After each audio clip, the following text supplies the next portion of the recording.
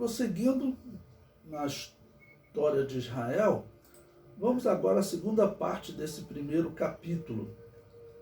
Essa segunda parte aí é o capítulo 3, com o título Importantes Nações nos Dias de Abraão. Eu coloquei aí no material didático para vocês um mapa da CPAD, que ele é bem interessante. Vocês têm na parte de baixo desse mapa, na cor laranja, a região do Egito, onde foi habitar Cã.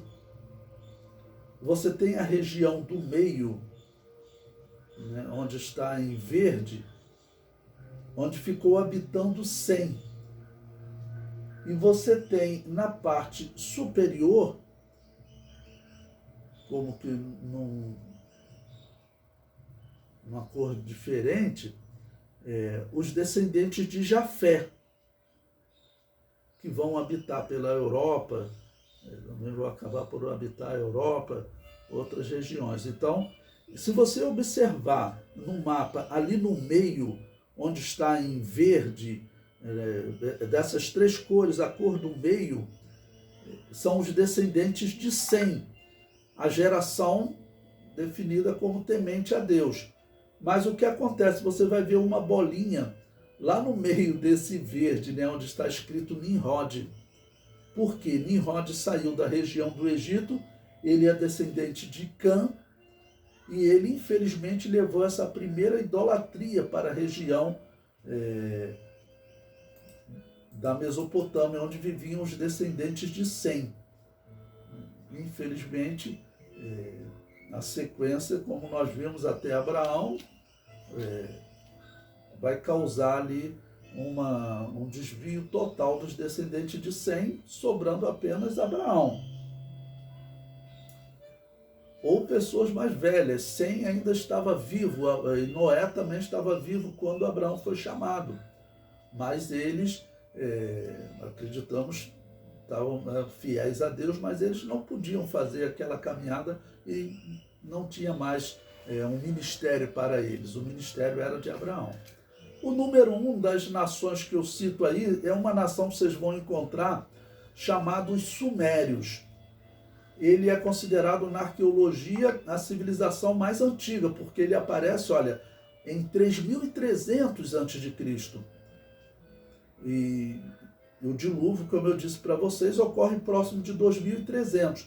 Os Sumérios parecem ser um povo antediluviano, parece ser o povo, os descendentes de Sete, que habitaram a Mesopotâmia, porque o Jardim do Éden ficava no norte da Mesopotâmia. Adão e Eva, quando foram expulsos do Éden, certamente ficaram habitando na Mesopotâmia. E Sumérios, eles habitavam essa região. O termo Sumério, a mesma origem dele é do termo que aparece na Bíblia chamado Sinar.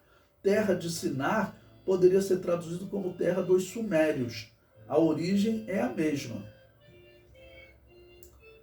Bom, no número 2 eu coloquei aí os heteus, um povo grande que habitou essa região também, próximo da Mesopotâmia, na região da atual Turquia. E é importante porque a arqueologia, os historiadores diziam que esse povo de destaque que teria existido no tempo dos patriarcas chamados heteus, que seria uma grande civilização, eles diziam que isso era fábula, mas a arqueologia comprovou recentemente. Número 3, os babilônios. O termo Babilônio, ele significa, eu coloco aí o significado para vocês, porta de Deus. Os hebreus a chamavam de Bavel, que significa confusão. Mas a origem é essa, porta de Deus, ou porta a Deus. Seria literalmente porta Deus, né? Pelo jeito, o significado seria porta a Deus. Eles querem chegar a se tornar Deus, chegar a ser Deus. Segundo a história, Semíramis teria falado isso do seu filho Nimrod, que ele não morreu, ele na verdade, ele se tornou Deus e foi vingar os nossos antepassados que morreram no dilúvio. Você encontra esse texto, eu deixei um texto de leitura para vocês da aula anterior, do autor Flávio Joséfo, que relata muito também até do discurso de Nimrod, que é interessante. Então, nesse período surgem os babilônios. Os babilônios vão se destacar, eu coloquei para vocês também na página 14, a figura do Código de Hammurabi, porque cerca de 300 anos depois de Nimrod, a cidade de Babel, ela continuou sendo importante e chegará a ser um império mundial, com Nabucodonosor, aí lá próximo do ano 600 a.C. Aqui nós estamos falando do ano 2000 a.C. Estamos falando 1400 anos antes do cativeiro babilônico, quando Nabucodonosor eleva seu pai, Nabopolassar, melhor dizendo, eleva a Babilônia a império mundial. Na página 15, o capítulo 4 dessa segunda parte, eu comento aí sobre o surgimento da escrita. Nesse período, no ano 2000 a.C., as escritas que existiam eram duas. A escrita cuneiforme, que era dos sumérios, e certamente Noé era um sumério, sendo os sumérios o povo que habitou a terra da Mesopotâmia antes do dilúvio, os descendentes de Sete. Noé era um sumério. Então, na Mesopotâmia, continuou-se usando a escrita que teria sido desenvolvida pelos sumérios antes do dilúvio, que é essa escrita chamada cuneiforme. Eu estou dizendo que foi desenvolvida antes do dilúvio pelas datas. Pela cronologia bíblica, o dilúvio ocorreu próximo de 2300. E segundo a história, segundo a arqueologia, essa escrita foi desenvolvida cerca de 3300 a.C., cerca de 1000 anos antes do dilúvio. E tinha também uma outra escrita, que continuou sendo usada também depois do dilúvio, que era a escrita utilizada no Egito, chamados hieróglifos, que significa escrita sagrada. Então, Cã, que vai habitar naquela região, continua utilizando. E aqui, próximo do ano 2000, esses símbolos ainda eram utilizados. A escrita alfabética, hoje, ela é colocada surgindo próximo do ano 1800 a.C., ou seja, cerca de 200 anos depois dos patriarcas, que surge a escrita alfabética, mais ou menos datada mais ou menos da época que José vivia no Egito. E segundo os historiadores, seria um semita que teria interpretado a partir dos hieróglifos egípcios, fez um resumo de sons e que ficou definida como escrita alfabética pelos gregos.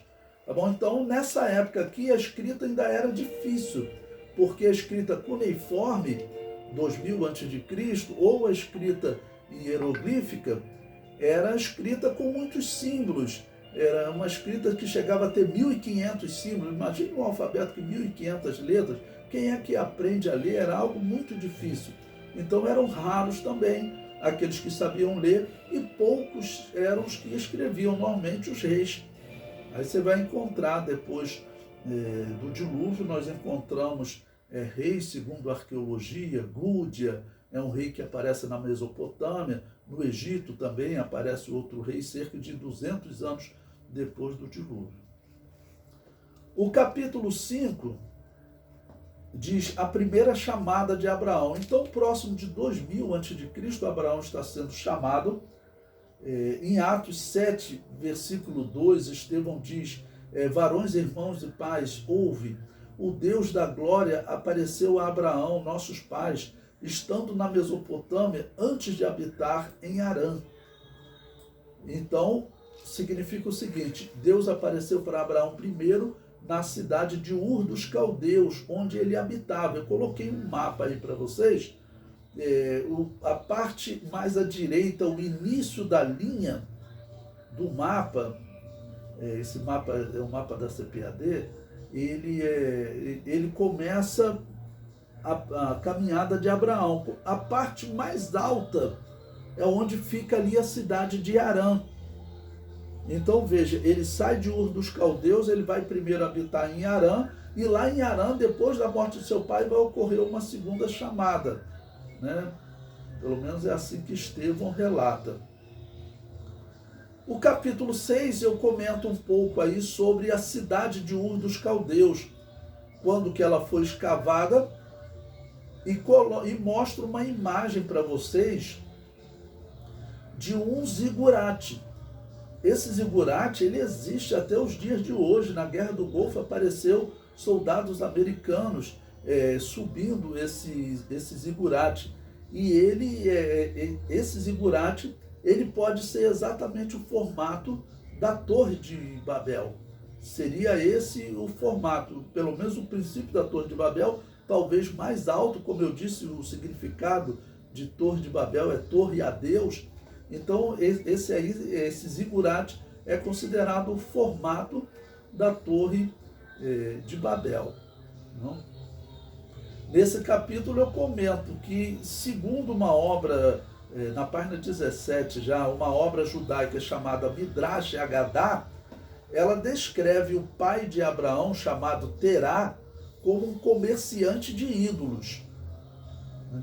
E diz até que Abraão era contra a venda desses ídolos, sempre ia contra essas atitudes, mas Abraão trabalhava com seu pai, até que Abraão vai se desvincular da sua família.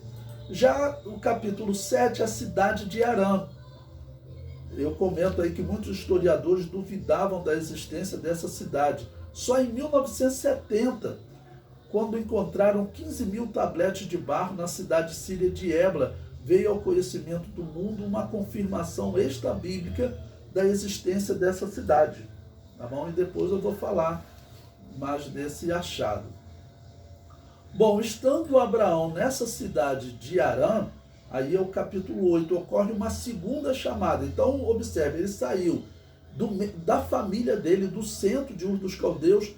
Por que Deus teve que tirar Abraão de lá? Certamente havia uma influência. Abraão seria um homem firme, mas será que os seus filhos, quando nascessem, eles sofreriam influência dos primos e daqui a pouco se tornavam idólatras também? Então, Deus teve que tirar Abraão do meio dos seus descendentes e levou-o para Harã.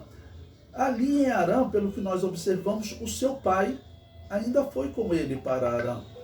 Então Deus teve que fazer uma segunda chamada, e está relatado exatamente em Gênesis capítulo 12, versículo 1 a 4, que diz, né? Ora, o Senhor disse a Abraão: sai-te da tua terra e da tua parentela, e da casa de teu pai para a terra que eu te mostrarei, e far-te-ei uma grande nação, e abençoar-te-ei e engrandecerei o teu nome, e tu serás uma bênção. E abençoarei os que te abençoarem, e amaldiçoarei os que te amaldiçoarem, e em ti serão benditas todas as famílias da terra. E assim partiu Abraão, como Yahvé lhe tinha dito, e foi Ló com ele. E era Abraão da idade de 75 anos quando saiu de Harã. Ou seja, essa chamada aqui ocorre aonde? Ocorre em Harã. Então, Abraão, ele nesse momento, o familiar que Deus está dizendo para ele deixar, tudo indica que foi o seu pai Abraão, o seu pai Terá, desculpe, né? Porque, infelizmente, tudo indica que, segundo a história pelo menos, o seu pai, ele estava desviado do Evangelho, tá bom? Quem tiver com o livro, essa parte está na página 25 do livro.